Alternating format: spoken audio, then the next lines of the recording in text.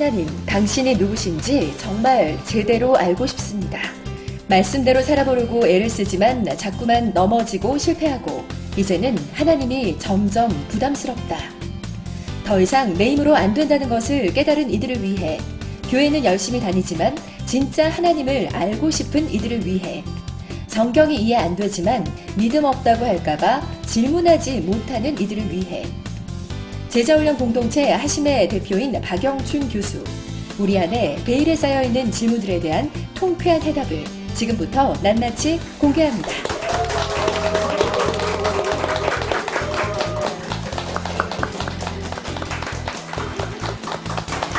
네, 안녕하세요. 네, 하심 용서받은 탕자 진행을 맡게 된 MC 신아라입니다. 네, 오늘 바로 첫 번째 시간인데요. 진짜 사실 너무 떨리고 그리고 또 기대가 되는데, 그러면 먼저 저희에게 하나님의 심정이 무엇인지 자세하게 설명해 주실 분 모셨습니다. 제자훈련 공동체 하심을 이끌고 계신 한동대학교 박영춘 교수님이십니다. 네, 안녕하세요. 안녕하세요. 하심대표 박영춘입니다. 네.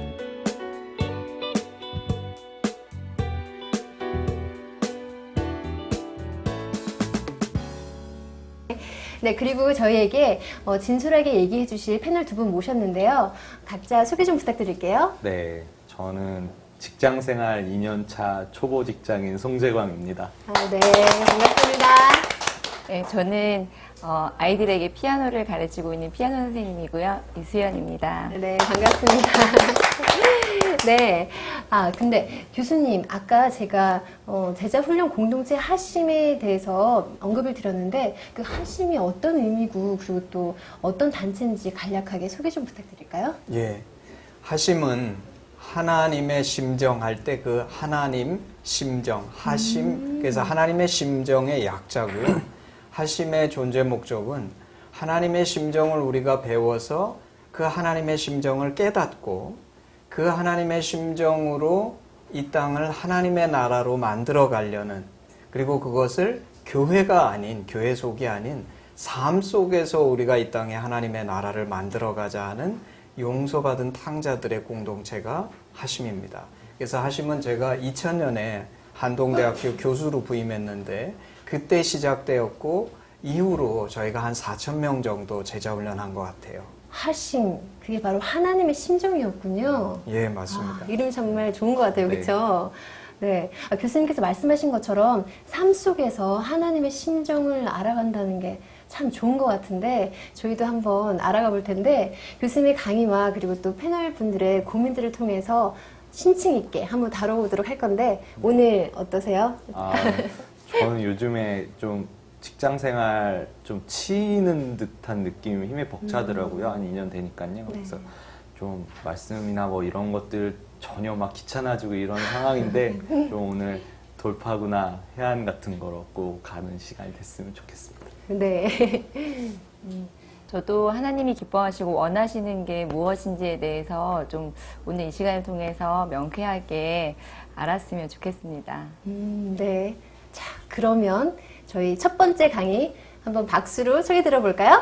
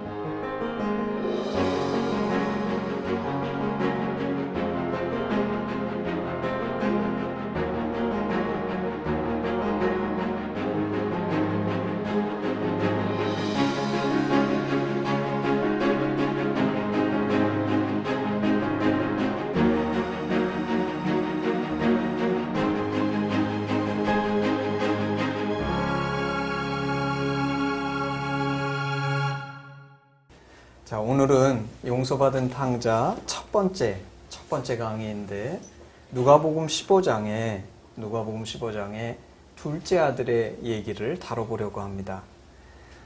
성경에 보면 어떤 사람에게 두 아들이 있었는데 그 둘째가 이 아버지에게, 돌아가시지도 않은 아버지에게 유산을 달라고 요청을 해요. 참 사실 이게 있을 수 없는 일이죠. 우리가 유산을 언제 받냐 하면 아버지가 돌아가신 후에 받는 것이 유산인데 돌아가시지 않은 아버지에게 유산을 달라. 이건 사실 아버님 돌아가 주십시오. 뭐 이런 거와 같은 얘기죠. 불효막심한 얘기인데 신기하게도 성경에 아버지가 그 살림을 각각 나눠줬다. 그렇게 얘기해요. 그 말은 이 아버지에게는 두 아들이 있었는데 큰아들과 작은아들에게 아버지의 유산을 각각 나눠줬다는 거죠. 유산을 받은 후에 이 아들은 며칠이 못 돼요. 재물을 다 모읍니다. 아버지가 유산을 줄 때는 동산, 부동산을 주게 돼 있는데 보통 아버지들이 줄 때 현금만 주는 게 아니죠. 근데 이 부동산까지도 다 모았다는 건 뭐냐면 부동산 다 팔아서 가져갈 수 있는 것으로 바꿨다는 거죠. 근데 이걸 며칠 만에 합니다.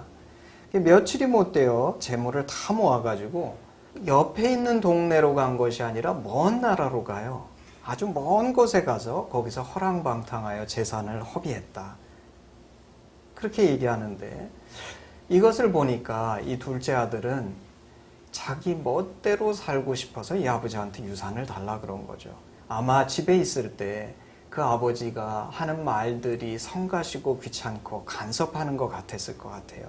그래서 이 아들은 내가 아버지가 부자인데 이 아버지의 재물만 받아서 내가 원하는 대로 살기만 하면 행복할 거다라고 생각했던 게 아닌가. 그래서 이 둘째 아들이 그런 삶을 살고 싶어서 아버지에게 못할 짓을 한 거죠. 보통은 우리가 그렇게 살면 행복할 것처럼 생각하기 때문에 이런 삶을 시도하죠. 근데 이 둘째 아들이 그렇게 살았더니 성경은 그 결말에 대해서 얘기해 주는데 그렇게 살면 반드시 망한다. 이걸 저희에게 가르쳐줘요. 이 둘째도 허랑방탕하게 사니까 결국에 가서는 자신이 갖고 있던 모든 재물, 아버지께 물려받은 유산을 다 탕진하고 아무것도 가진 것이 없을 뿐만 아니라 이제는 너무 궁핍해져서 돼지치는 종으로 전락했다. 이렇게 얘기합니다. 그 돼지치는 종으로 전락해서 굶주린 속에서 돼지는 쥐염 열매를 먹지만 자기는 그 돼지 먹는 쥐염 열매도 먹지 못하는 그런 처참한 처지에 이르고서야 비로소 후회를 하죠. 후회하고 나는 아버지 집에 생각해 보니까 예전에는 내가 아버지 집에 귀한 아들이었는데 이제는 아들이 아니라 여기서는 나는 종과 같은 존재인데 심지어 우리 아버지 집의 종은 먹을 거라도 풍성하게 있는데 나는 여기서 굶어 죽는 그런 비참한 처지에 놓인 자기를 발견하고 드디어 굶어 죽을 수 없으니까 이 아들이 아버지께 돌아가기로 결심을 하죠. 아버지께 돌아가서 이 아들이 지금부터는 아버지의 아들이라 일컬음을 감당치 못하겠습니다. 저를 품꾼의 하나로 받아주십시오. 이런 말씀을 준비해서 가요. 이 말의 뜻은 뭐냐면 자기가 생각해 볼 때 자기는 도저히 아버지가 자기를 아들로서 맞아줄 거라고 생각지 않는 거예요. 내가 한지 정말 돌아가시지도 않은 아버지에게 너무나 몹쓸 짓을 했기 때문에 내가 아버지였다 그러면 나를 아들로 안 받아줄 거다. 그러니까 이 아들이 아들로서는 안 받아주시더라도 품꾼의 하나라도 받아주십시오라는 부탁을 드리고 아버지가 받아주면 좋겠다는 기대를 가지고 돌아가는 거죠. 근데 요새는 우리가 뭐 비행기 타고 다니니까 뭐 금방금방 왔다 갔다 할 수 있지만 이때는 뭐 낙타 타고 말 타고 걷고 특히 이 아들은 돌아갈 때는 아무것도 가진 것이 없는 아들이었기 때문에 걸어 돌아가야 되고 먹을 것도 없어서 동냥하면서 아마 돌아갔을 거예요. 이 먼 나라였으니까 아마 이 아들이 집을 나가서 재산을 다 탕진하고 그 아버지의 그 많은 유산을 탕진하고 집으로 돌아가는데 적어도 1년 몇 년이 걸렸을 거예요. 근데 참 재미난 거는 성경은 굉장히 의외의 사건을 얘기해요. 그것이 뭐냐면 아직도 거리가 먼데 누가 먼저 보냐면 아버지가 먼저 봅니다. 사실 돌아가는 것은 아들이기 때문에 아들이 먼저 아버지를 봐야 돼요. 왜냐면 제가 집 가는 곳이 어딘지 아는데 거기 아버지가 계시다 그러면 제가 먼저 보겠죠. 근데 놀랍게도 성경은 아버지가 이 아들을 먼저 보고 이 노인네가 거리가 아직도 먼데 그 아들을 발견하고 달려가요. 그래서 달려가서 목을 안고 입을 맞추고 손에 가락지를 끼우고 좋은 옷을 입히고 신을 신기고 송아지를 잡자. 뭐 이런 얘기가 나오는데 이 말의 뜻은 사실 이 아버지는 이미 이 아들을 아들로서 맞아주신 거죠. 종은 좋은 옷 입지 않고 가락지도 끼워주지 않고 신도 신겨주지 않아요. 노예는 맨발로 다니는 거죠. 어떻게 아버지가 먼저 달려가냐 하면 성경은 우연한 사건을 얘기하는 것이 아니라 필연적인 사건을 얘기하는 것인데 아버지가 먼저 달려갈 수 있는 유일한 길은 이 아버지가 지금 몇 년째가 돼감에도 불구하고 이 아들이 집을 나간 후에 이제나 돌아올까 저제나 돌아올까 이 아들을 날마다 집 앞에 나가서 기다리고 있었다는 거죠. 그러지 않았다 그러면 언제 올지 모르는 이 아들이 돌아오는데 어떻게 아버지가 먼저 보고 달려가겠어요. 그리고 달려간다는 것은 기다리는 사람, 반가운 사람이 달려가는 거죠. 이 노인네가 오는 게 보이는데 그 아들을 뭐 하려고 달려가겠어요. 이 나이 많은 노인네가. 달려가는 이유는 기다리고 반가웠기 때문에 달려가는 거죠. 그래서 이 아버지가 달려가 목을 안으니까 이제 이 둘째가 드디어 준비해온 말을 하죠. 그 말이 뭐냐면 아버지, 제가 아버지께 큰 죄를 졌습니다. 그리고 사실 품꾼의 하나로 받아주십시오. 이 얘기를 하려고 그랬는데 봤더니 아버지가 자기 얘기를 듣고 있지 않아요. 아버지 너무나 죄송스러워서 고개 푹 숙이고 그 아버지에게 돼지 냄새 풀풀 흘리면서 정말 죽을 죄를 져가지고 어떻게 내가 이 아버지에게 죄를 빌까, 그리고 이 아버지가 나를 받아주실까, 이 두려움 속에서 이 말을 한마디 하고 아버지, 제가 아버지께 큰 죄를 졌습니다. 아버지를 봤더니 아버지는 벌써 돌아서 가지고 좋아서 종들 부리고 난리 나신 거예요. 그러니까 이제 말을 다 못한 거예요. 오늘 제가 이 얘기를 하면서 우리 몇 가지 지적했죠. 첫 번째는 오늘 얘기 속에는 사실 이게 인생의 얘기예요. 오늘 얘기 속에서 우리 누구나 다, 이것이 왜 나의 얘기인 이유는 우리는 누구나 다 이 땅을 살면서 어느 시점에 내가 주인된 이 둘째 아들처럼 사실 우리의 생명이나 이 모든 것도 내가 처음부터 가져온 것은 없죠. 제가 선택한 것도 아니에요. 사실 하나님께서 우리에게 주셔서 이 모든 것들을 누리고 내가 생명을 갖게 되고 이 땅을 살게 됐는데 그 받은 유산으로 내가 이 땅을 살지만 감사하기보다는 우리는 뭘 추구하냐 하면 이 둘째처럼 아버지께 감사하기보다는 내가 주인된 인생을 살고 싶어 해서 우리는 투쟁하고 열심히 살았죠. 근데 너무나 놀라운 거는 우리가 이렇게 살면 행복할 줄 알았는데 우리가 실제 살아보면 행복하지 않은 거예요. 내가 열심히 살아서 내가 주인된 인생을 살아봐도 너무나 불행한 거예요. 그리고 오늘 이 아들은 그런 우리의 인생을 보여줍니다. 오늘 제가 이제 이 얘기 속에서 나누고자 하는 중심의 얘기는 뭐냐 하면 거듭남인데, 왜냐하면 우리 그리스도인들에게 있어서 거듭남이 가장 중요한 것 중에 하나예요. 우리 한번 같이 가슴에 손을 얹고 한번 생각해 보죠. 내가 만약에 이 둘째 아들이었다. 그러면 어떻게 느꼈을까? 내가 이런 몹쓸 짓을 하고 아버지에게 하지 못할 짓을 하고 그 아버지의 유산을 받아가서 그걸 다 탕진하고 내가 다시 돌아오면 아버지가 종으로나 받아줄까 이러고 돌아왔는데 아버지가 날마다 나를 기다리다가 나를 먼저 보고 달려와서 목을 안고 이렇게 아들로서 먼저 맞아주셨을 때 나는 어떻게 느꼈을까? 이게 저 같았다면 저는 첫째, 아버지에게 대해서 너무너무 죄송하고 너무너무 감사했을 것 같아요. 아버지, 내가 왜 이 아버지를 그동안 그렇게 오해했을까? 내가 이 좋은 아버지 왜 몰라드리고 그렇게 이 아버지를 떠나서 내 멋대로 살고 싶어 했을까? 그러면서 아버지가 너무 감사하고, 둘째는 자신에 대해서 야, 내가 너무나 못된 아들이구나. 이 아버지는 동일하신 아버지인데 왜 내가 이전에는 이 아버지를 몰라드리고 그렇게 이 아버지 곁을 떠나 내 멋대로 살고 싶어 했을까? 그리고 마지막으로 저는 이런 결심을 했을 것 같아요. 내가 앞으로 남은 인생은 이 아버지에게 효도하면서 아버지를 기쁘시게 해드리는 삶을 살아야 되겠다. 자, 근데 이 세 가지. 그래서 저는 이걸 뭐라고 얘기하냐면 나에 대한 나의 태도. 이 아버지는 하나님이신데 오늘 성경에 하나님에 대한 나의 태도, 그리고 마지막으로 내가 어떤 목적을 가지고 인생을 사는가. 이 세 가지가 우리를 뭐라고 얘기하냐면 가치관이라고 얘기합니다. 나에 대한 태도, 하나님에 대한 태도, 그 다음에 나의 삶의 목적, 이것이 가치관인데 오늘 이 가치관을 들여다보면 이 둘째가 집을 나가기 전에는 어떤 가치관이었죠? 자신은 괜찮은 사람이에요. 그렇기 때문에 내가 살고 싶은 대로만 살기만 하면 나는 정말 행복할 것 같은 거예요. 내가 주인된 인생을 살면. 두 번째는 아버지가 귀찮고 성가셔요. 이분만 없으면 내가 주인된 인생을 살아서 행복한 인생을 살 것 같아요. 그래서 나의 인생의 목적이 뭡니까? 내가 내 멋대로 하는 인생을 사는 거, 내가 주인된 인생을 살아보고 싶어 하는 거. 그러던 것이 돌아와서 아버지를 만난 후에는 자신에 대한 태도가 바뀌었어요. 나는 얼마나 못된 아들인지, 내가 얼마나 죄인인지 깨달았고, 아버지는 좋고 감사해요. 이분만 보면 이 아버지 너무나 마음에 감사한 생각이 들고, 마지막으로 내 인생의 목적이 뭐로 바뀌었냐 하면 이 아버지를 기쁘시게 해드리는 삶을 살고 싶다. 이 세 가지의 전환은 완전 정반대죠. 이 180도의 전환이죠. 이것을 우리가 거듭남, 이건 헬라어로는 메타노이아. 메타노이아라는 건 뭐냐면 내가 길을 가고 있는데 길을 가다가 180도의 유턴을 하는 것을 메타노이아라고 얘기해요. 가다가 살짝 꺾은 거, 심지어 90도를 꺾어도 우리는 메타노이아라고 얘기하잖아요. 메타노이아의 정확한 말의 뜻은 뭐냐면 가다가 정반대의 유턴을 하는 겁니다. 근데 이 아들이 봤더니 자신에 대해서, 하나님에 대해서, 인생의 목적에 대해서 정반대의 변화가 일어났어요.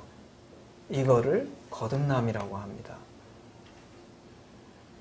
이것이 거듭남인데 언제 둘째가 거듭났나요? 이 둘째가 자기 멋대로 주인된 인생을 살 때 거듭났는가? 일종의 우리가 성공했을 때 거듭났는가? 아니에요. 그럼 이 둘째가 실패했을 때 거듭났는가? 재산을 다 탕진하고 돼지우리 속에서 굶어 죽어가면서 자신의 한 행동을 후회할 때 거듭났는가? 아니죠. 언제 거듭났습니까? 이 둘째가. 집으로 돌아가자 결심했을 때 거듭났습니까? 많은 그리스도인들이 집으로 돌아가기만 하면 모든 게 된 줄로 착각해요. 근데 과연 그럼 이 둘째가 집으로 돌아가기로 결심하고 가는 중에 거듭났습니까? 아니에요. 그럼 둘째는 언제 거듭났습니까? 아버지를 만나서 거듭났는데, 그것도 좀 더 정확하게 얘기하면 아버지를 만나서 아버지의 진심을 깨달았을 때 이 둘째가 거듭났어요.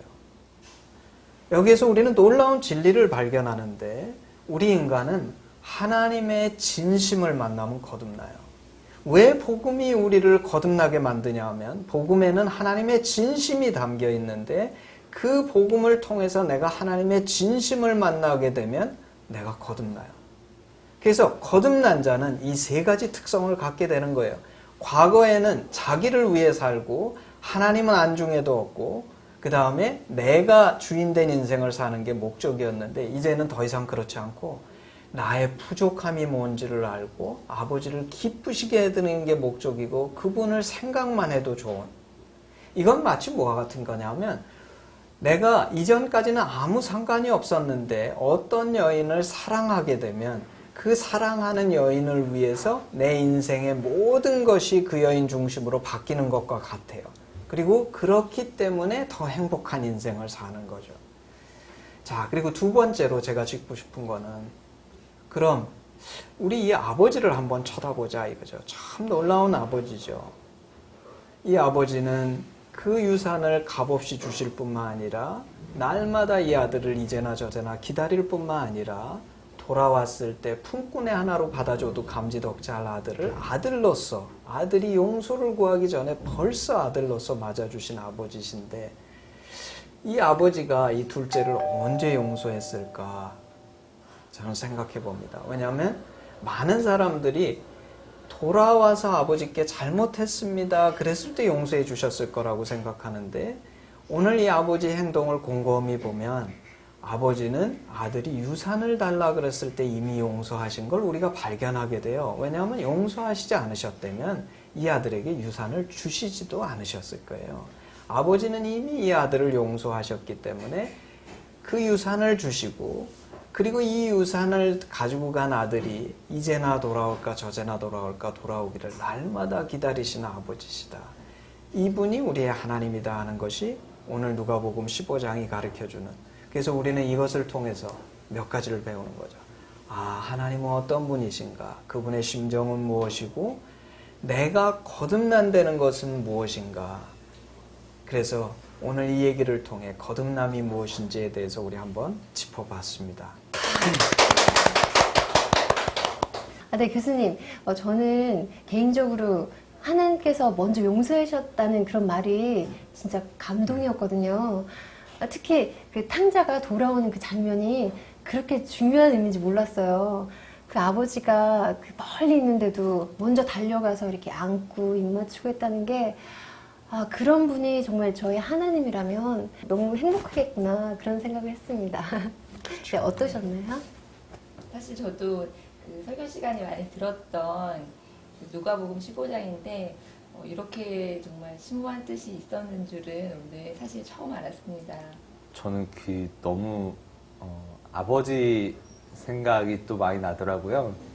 아버지 생각하면서도 참 사랑을 많이 느꼈는데 그 똑같은 하나님 아버지 마음이 그런 거구나. 이제 좀 더 탕자 얘기가 그 전에 듣던 거랑 또 다르게 더 아버지 마음 좀 깊이 이해할 수 있는 시간이었던 것 같습니다. 근데 제가 궁금한 질문이 하나 생겼는데요.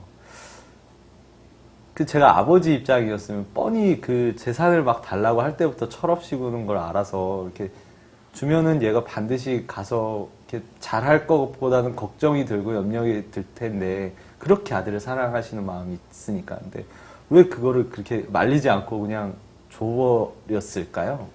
아마 아버지는 이 둘째 아들의 성향이 어떤지 아니까 그 유산을 주면 이 아들이 그거를 다 탕진할 가능성이 있다는 걸 아마 알고 계셨을 거예요. 철도 없고 그런 아들인데, 근데 그럼 왜 아버지가 그 귀한 유산을 다 탕진할 줄도 알면서 이 아들에게 주셨을까? 아버지가 만약에 이 유산을 아이에게 주지 않았다 그러면 이 아이가 어떻게 살았을까요? 이 아이가 그 평생 그 아버지를 원망하면서 살지 않았겠어요? 사실 이 아버지에게는 그 모든 유산보다도 이 둘째가 더 중요했던 거죠. 그래서 둘째가 그런 실수를 할 줄 아시면서도 아버지는 그 아들을 사랑하기 때문에 그 아들에게 유산을 주고 결과적으로는 그 속에서 이 아들이 자신의 마음을 알아주기를 원하는 그런 좋은 아버지셨던 거죠. 근데 참 놀라운 거는 우리 인생을 쳐다보면 오늘날 세상에 모든 사람들이 다 하나님을 아버지라고 부르지 않잖아요. 모든 사람들이 이 땅에 올 때 생명을 갖고 오는데 그 생명은 하나님이 주신 유산 같은 거예요. 하나님께서 생명과 모든 여건을 허락하셔서 이 땅에 오는데 우리가 이 땅에 와서 그 하나님을 하나님이라고 받아들이지도 않고 자기 멋대로 자기가 즐거운 대로 자기가 원하는 인생을 사는데 마치 이 둘째 아들이 그런 아들 같은 거예요. 우리 마음대로 살지만 왜 하나님께서 이 땅에다 그러면 믿는 자만 보내시지 믿지 않는 자도 허락하시는가? 하나님은 이 모든 영혼을 진심으로 사랑하는 아버지시기 때문에 그들이 그 삶을 통해 당신의 진심을 알아주기를 원하는 하나님이신 것을 우리는 이 얘기 속에서 발견하게 됩니다. 정말 하나님의 깊은 사랑을 더 느낄 수 있네요. 제가 오늘 누가복음 15장을 한다고 그래서 앞에도 좀 읽어봤는데 그 두 가지 얘기가 더 나오더라고요. 그 양을 잃어버린 양을 찾는 목자 이야기랑 동전이었나요? 그 드라크마라고 했던 것 같은데 네. 그 동전을 잃어버렸는데 그거를 하나 잊어버렸다고 이제 막 열심히 찾는 얘기가 나오는데 그것도 지금 생각해보면 같은 맥락의 이야기라고 볼 수 있을까요? 잘 모르겠는데 그런 느낌이 들어서 정말 누가복음 15장에 보면 세 가지 비유가 나옵니다. 그래서 첫 번째 비유는 양 100마리가 있었는데 한 마리를 잃어버리고 찾도록 찾는 목자의 얘기가 나오고요. 두 번째 비유는 10드라크마가 있었는데 한 드라크마를 잃어버리고 찾도록 찾는 여인의 얘기가 나오고, 그리고 세 번째 얘기가 이 둘째 아들의 얘기예요. 근데 이 세 가지 얘기는 공통점이 있어요. 그 공통점이 뭐냐면 목자, 여인, 아버지로 나오는 이 세 인물이 다 하나님을 나타내는데 하나님은 그 한 잃어버린 영혼을 찾도록 찾으시는 하나님이시다. 그리고 찾으시는데 어떻게 찾으시는가? 그 목자도 그 양을 잃어버리고 찾으신 후에 좋아가지고 어깨에 메고 와서 잔치해요. 그 양의 잘못을 꾸짖으시는 그런 목자가 아니라 그 양을 찾도록 찾고 사랑하시는 하나님. 드라크마도 마찬가지고 둘째 아들도 우리들의 실수나 잘못이나 우리들의 부족함이 그것이 중점이 아니라 복음이라는 건 뭐냐면 우리는 이렇게 부족하고 연약한 존재인데 하나님이 먼저 우리를 이렇게 사랑하시고 찾으시는 그 하나님이시다. 그래서 이것을 3번이나 같은 얘기를 반복한 이유는 이것이 너무나 중요하다는 거예요. 하나님께서 이 얘기를 예수님을 통해서 3번이나 얘기하셨는데도 우리가 잘 못 알아듣는다는 거죠. 3번씩. 그래서 3, 4번은 중요하잖아요. 이게 너무 중요한 얘기다. 그 뜻이죠.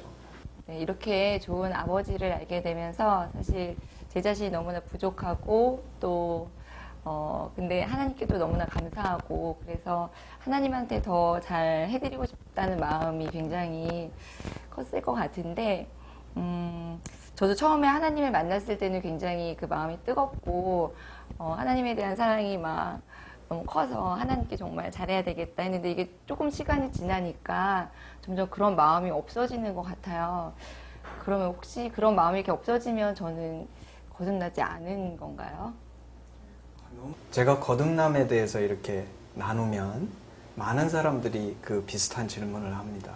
이 둘째 아들이 그렇게 돌아와서 아버지의 진심을 만나서 그런 자세가 생겼지만 그럼 이 둘째 아들은 늘 효도만 하면서 잘하면서 그렇게 아버지를 기쁘시게만 해드리고 다시는 죄도 짓지 않고 잘못하는 것도 없고 그런 완벽한 인생을 살았을까?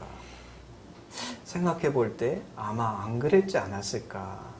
때로는 자신이 피곤해서도 좀 소홀할 수도 있고 또 우리 감정적인 존재이기 때문에 아버지를 향한 감사도 더 감사하게 느낄 때도 있었겠지만 좀 감사가 식을 때도 있을 것 같아요.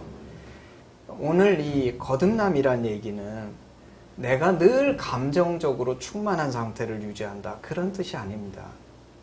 그렇지만 그런 내가 아버지께 효도하지 못하고 부족하고 잘못했을 때 이 아들이 다시 아버지를 쳐다보면 또 뭘 보겠어요? 그 아버지가 여전히 집 나갔을 때에도 그렇게 무조건적으로 사랑하신 그 아버지가 지금도 여전히 자기를 사랑하고 감싸주고 자기를 진심으로 그렇게 돌봐주시는 아버지를 볼 때 아마 이 아들이 다시금 그 자세가 새로워지지 않았겠어요? 이게 중요한 것이 이겁니다.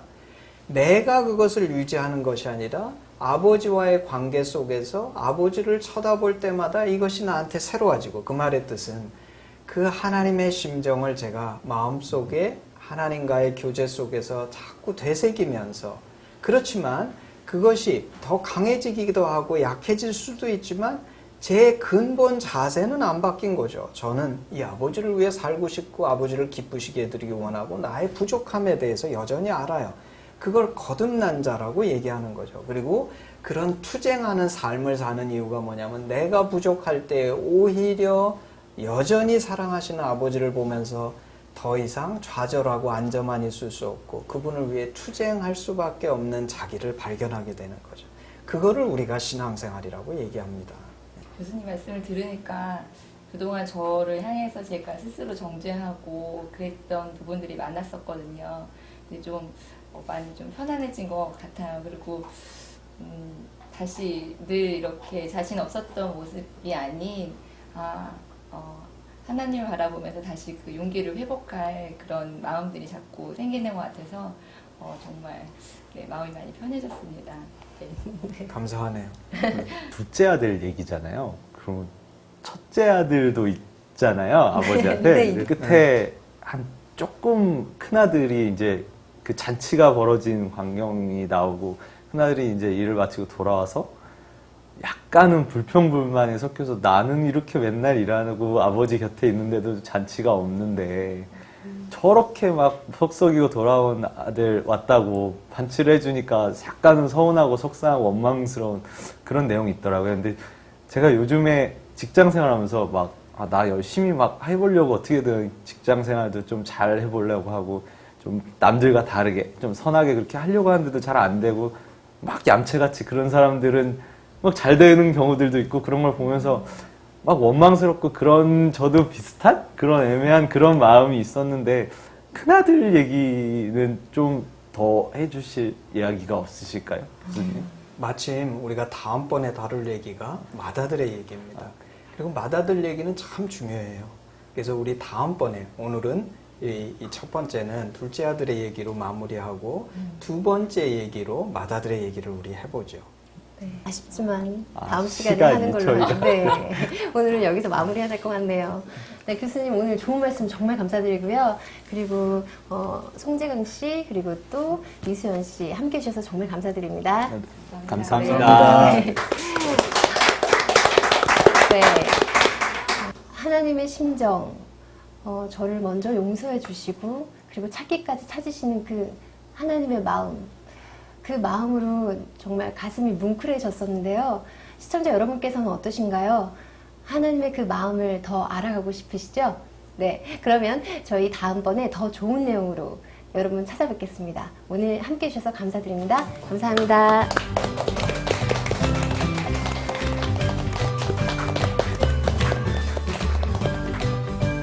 똑같은 이야기를 다양한 시각에서 얘기해 주시면서 깊이 있게 좀 보는 그런 것들이 있더라고요. 그냥 생각으로만 알던 하나님이 아니라 경험되어지는 하나님도 알게 해주는 기회였던 것 같아요. 그냥 하나님 마음으로, 하나의 심정으로 밝고 행복하고 기쁘고 건강하고 감사한 마음으로 살게 되는 아주 큰 저는 계기가 되었다고 생각을 해요. 억울해요. 선한 의지가 강한 사람. 표시하지 않았어요. 당연히 나도 그랬을 거다라는 걸 내가 많이 썼어요. 나들의 심정이 이해가 돼요.